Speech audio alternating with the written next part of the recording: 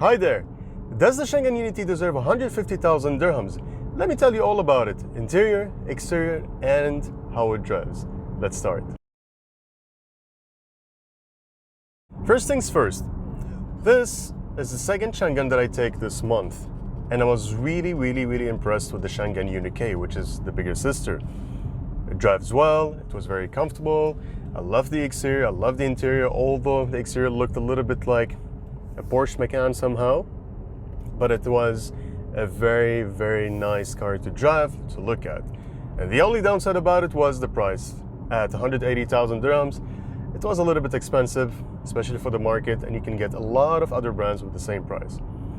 Anyways, the UNI-T is as the same. I was really impressed with the UNI-T. I mean, Changan these days, I do think, in my own opinion, maybe you guys would have other opinions, but Changan for me, for now, is the best in the Chinese market. All the effort put into the interior, exterior, and how it drives, and everything about it, I just love it. Anyhow, today, the trim that I have today is the Sport. So there are two trims, the Limited and the Sport. The Limited is more into the luxurious side, let's say. But this one is not that sporty, but it has just an aesthetic body kit basically that makes it look a little bit more sporty, which there are a few things I don't like and there are a few things that I liked, which is not bad. Let's start with the front. They gave you this front lips in the form of carbon fiber, which is not real carbon fiber. It's just a piece of plastic with some impressions of carbon fiber. It's just a sticker, but it looks nice. I love how this carbon fiber trim goes on the front, the side, and on the diffuser at the back. And you have this yellow line that just contours the whole car. It makes it look a little bit, let's say, funny, but at the same time a little bit sporty. You know, it gives it somehow a kind of a personality, let's say. It's nice, it's not bad. I really love the grille. It is the same as the UNI-K, but a little bit smaller. Again, I love the matrix shape inside. I love how it is just part of the front design. It's not bulging or anything. It's just very smooth and gives you this really nice, sporty, and elegant look into it. On the right and on the left, you get two square lights. They look really nice, especially at night when they illuminate. It's just, it gives it a little bit of an odd look, but at the same time, just a little bit unique, which is nice. The headlights, all LEDs, they kind of remind me a little bit of the McLaren. Somehow, it looks like an uplifted McLaren. Maybe they were inspired by it, or maybe not, but they look cool. They're nice, they look cool. To the side, the front doors, they're all keyless. And for the back door, they have what we call the hidden door handles. It's just, they're there just to make you feel like whenever you're gonna look at the car from a certain angle, you're gonna feel it's like a coupe or like a two-door car, but no, it's a four-door car. It's just a small thing that they make just to make the car look a little bit more sporty, let's say. They look cool, it's nice.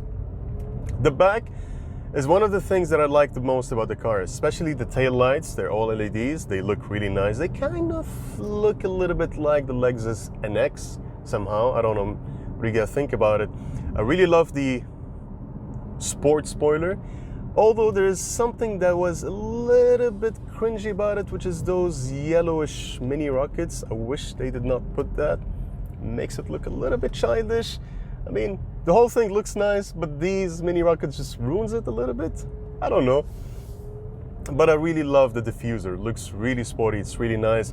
And there's something else that really impressed me, which is the exhaust. The real exhaust, actually 4-quad exhaust. They're a little bit tiny. I mean, the cover is huge, but the exhaust, they're actually quad exhaust, and they're real. It's real, actual exhaust, which is impressive in these days.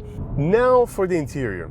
It's one of the things, whenever you enter the car, you get really impressed. Changan has put a lot of effort into the interior. It looks really nice. Looks a little bit weird, but it has a little bit of a sporty vibe, let's say. For example, like the seat bed, it's all yellow. You get bucket seats. It's a mix of Alcantara and leather. Of course, they're all electric. And the steering wheel, again, leather and Alcantara. I love how you get those yellow stitching just to make it a little bit more to respect, let's say, the design language of the car as the exterior, which is nice. And you get bits of yellow on the AC vents, around the dashboard, and also the stitching. Now, for the driver's screen, it is 10.3 inch. It's not bad. It's not big or small. It is very crisp, really easy to read, simple to use. And you get all the standard information that you get in any modern car these days, which is, you know, your fuel efficiency, the oil pressure, the water temperature, and all these things. Now, interesting part of it, which is you get an adaptive cruise control that's really, really, really, really advanced. You get sensors all around the car. And whenever you click on the lane departure assist, or that's the steering wheel logo button, it gives you an autonomous driving, basically. So basically, I'm just gonna press it. Gonna unlock the cruise control. So now the car is driving by itself. Really impressive, right? So what it's gonna do is it's gonna help you. I don't know, maybe you're doing something or you get sleepy or anything. So it's gonna drive by itself for the next, let's say, 20 seconds. Then it's gonna signal you or tell you to put your hands on the steering wheel again, which is nice, really impressive, really, really, really, really, really impressive.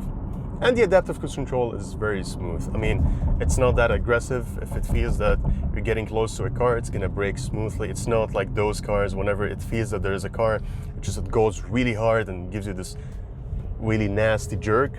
So that's good. Center console looks really nice. I love how they put some space underneath here, and the whole thing is wrapped with Alcantara and with the same sporty yellow line, or stitching, sorry. I don't know why I said line.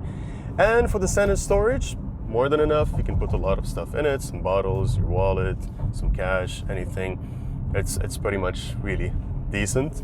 Now, the infotainment screen, I really like it. It's really high quality and it is really crisp. It's not that big, neither that small. Again, the same size as the driver's screen, which is 10.3 inch. Now, there are three main features about it. The first one, which is Apple CarPlay, but it's not wireless, it's only by wire.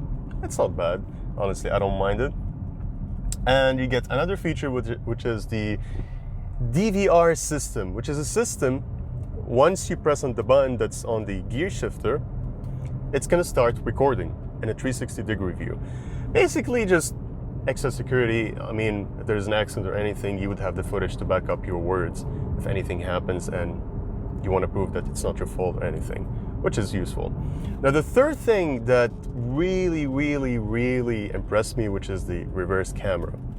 It is really advanced. Really high quality reverse camera. You get the 360-degree view, good sensors. I mean, it's just very sensitive somehow, but it is really good. I was really, really, really impressed. Now, one of the downsides about the car is the back seats. They are a little bit tight. I mean, I'm not a tall guy, I'm not short, I'm around 180 centimeters. I felt a little bit claustrophobic in the back. Like, I didn't have enough knee room or headroom.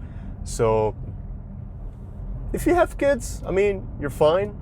But if you're gonna take your friends and they're like tall friends, good luck for them, honestly.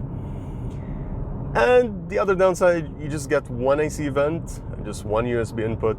Again, if you have two friends that want to charge their phones, it's gonna be a fight there. For the trunk, the tailgate is electric. You get actually pretty much enough space in the back. And if you want more space, the back seats can be folded with just the handle that's on top of them. You just pull it, they go down. Of course, this car is a 5-seater, although the middle seat is not that spacious, as I said before. You would feel a little bit claustrophobic in the back. Anyways, now the driving part. It has a little tiny cute engine. It is a 1.5 liter turbocharged, producing around 180 horsepower and 300 Newton meter of torque, which is really, really, really, really, really not bad. And one of the things that really impressed me, which is, again, I'm not a big fan of DCT transmissions because those gearboxes should be on like high-end sports cars, high-end supercars, but somehow it does a pretty good job. I mean, when it accelerates, it does a nice acceleration, but sometimes, I don't know if it's the turbo lag or just the computer gets a little bit confused. Sometimes when I try to be a little bit smooth and I slightly press on the pedal, it kind of jerks. It doesn't know on which gear it has to be. So it's kind of a little bit annoying. Again, I would prefer if it had a torque converter. This would have been a little bit better, more comfortable. But it's not bad. Brakes are good. I mean, whenever you need them, the car is gonna brake. It has really, really good brakes. And whenever you wanna smoothly brake, it does it really well. Other than that, the noise insulation is really good because just the whole body of the car is very, very, very, very aerodynamic, so you barely hear any noises. I was going around 120, 130 kilometers on the highway, and it was actually not bad. It's just you barely hear any noises. For the suspension, it is a little bit on the stiff side, but it's not bad. I was actually enjoying the ride. For me, at the moment, this is the best Chinese crossover SUV. It looks really nice. I love it. But it looks nice from the interior, it looks nice from the exterior, it drives well, it's not underpowered, it does everything really, really well. Now, the big and huge downside about it, pretty much you guys guessed, which is the price. It's super expensive. For me, 150,000 dirhams, I could buy a lot of other brands. I don't know, for example, let's say Volkswagen T-Roc.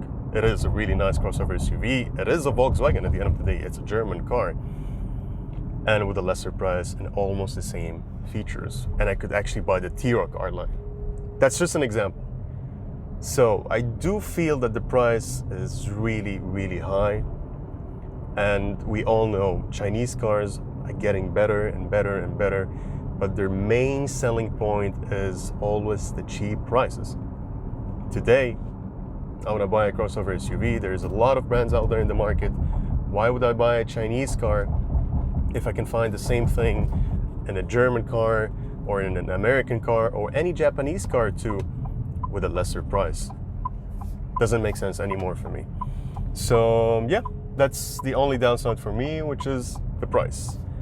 Other than that, it's a really nice car. It's a really perfect car. There's no negative thing about it. It just does everything well. It's very practical. It's very comfortable. And yeah, it's a good car. Anyways, you guys let me know your opinions down in the comments. What do you think about the Changan UNI-T?